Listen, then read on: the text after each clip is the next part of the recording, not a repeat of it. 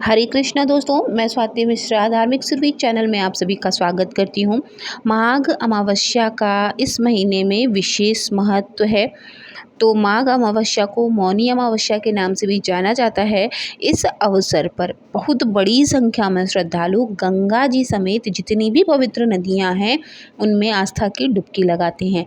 धार्मिक मत है कि अमावस्या तिथि पर स्नान करने से व्यक्ति द्वारा जन्म जन्मांतर में किए गए पाप कट जाते हैं, साथ ही जीवन में अमोघ फल की भी प्राप्ति होती है।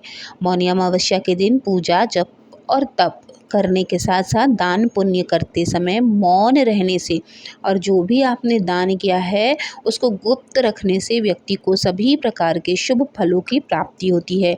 इस दिन किसी पवित्र नदी में स्नान करने के बाद अपनी अपनी सामर्थ्य के अनुसार व्रत रहना चाहिए। अगर संभव हो तो पूरा दिन मौन रहकर व्रत रखना चाहिए। पूरा दिन मौन रहना संभव ना हो तो सुबह जब तक पूजा पाठ आप ना कर लें तब तक भी मौन रहकर आप पूजा कर सकते हैं या फिर नियम का पालन कर सकते हैं।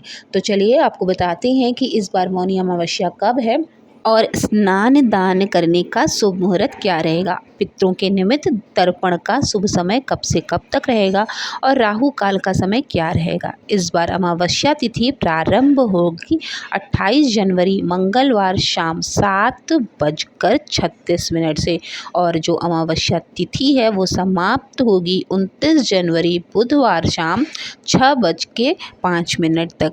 और इस बार अमावस्या का व्रत और स्नान दान केवल 29 जनवरी बुधवार को ही किया जाएगा, यानी मौनी अमावस्या इसी दिन रहेगी। और इसी दिन आप सुबह से लेकर शाम तक संकल्प के अनुसार मौन रहकर व्रत साधना कर सकते हैं। आज के दिन यानी कि 29 जनवरी बुधवार को सूर्योदय सुबह जब होगा तो वो होगा 7:11 पर और सूर्यास्त शाम को 6:08 पर होगा। ब्रह्म मुहूर्त सुबह 5:35 से लेकर 6:23 तक होगा। सिद्धि योग रात में 9:22 तक है। पितरों के निमित्त तर्पण का जो सुबह का समय है वो 11:05 से लेकर 12 बजे तक है।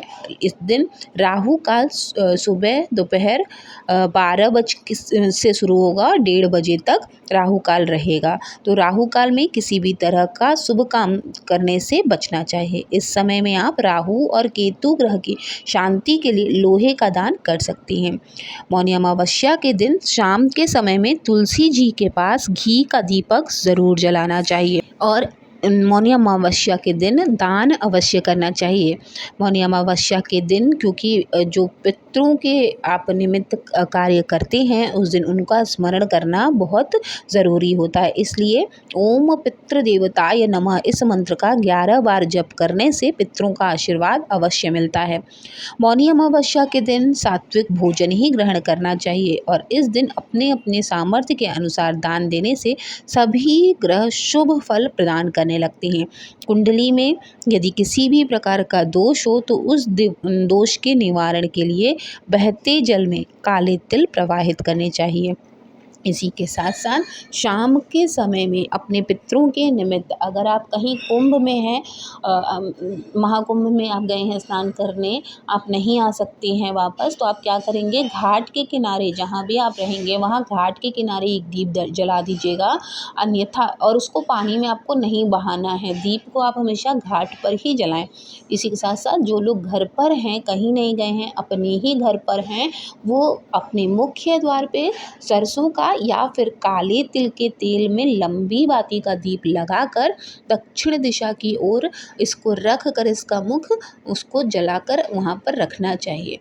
ठीक है, ऐसा करने से कहा जाता है इस दिन क्योंकि मौनी अमावस्या के दिन आपके पितृ ज़रूर आते हैं मुख्य द्वार तक, तो उनका आप आशीर्वाद पाने के लिए और उनका जो रास्ता है वो प्रकाशमय बना रहे, वो आराम से जा सकें। संध्या काल में जब वो वापस जाएं तो वो आराम से जा सकें, उनके रास्ते में कहीं भी अंधेरा अंधेरा ना हो, इसलिए ये दीप जलाया जाता है। तो जब आप उनका रास्ता प्रकाशमय करेंगे तो वो भी आपको प्रसन्न होकर जो है आशीर्वाद ही देंगे, जिसके फलस्वरूप आपके घर में सुख समृद्धि बनी रहेगी। इसलिए कहा जाता है कि अमावस्या के दिन दान, और हर अमावस्या इसी नहीं, हर अमावस्या पे शाम के समय अपने मुख्य द्वार पे आप दीपदान सरसों के तेल का या फिर तिल के तेल का अवश्य करें। तो आई होप कि आप सभी के लिए ये मौनी अमावस्या बहुत फलदायी हो, आपके पितृ हमेशा आपसे प्रसन्न रहें। मिलेंगे नेक्स्ट वीडियो में, तब तक के लिए महादेव की कृपा हमेशा आप सभी पर बनी रहे। ओम नमः शिवाय, जय माता दी।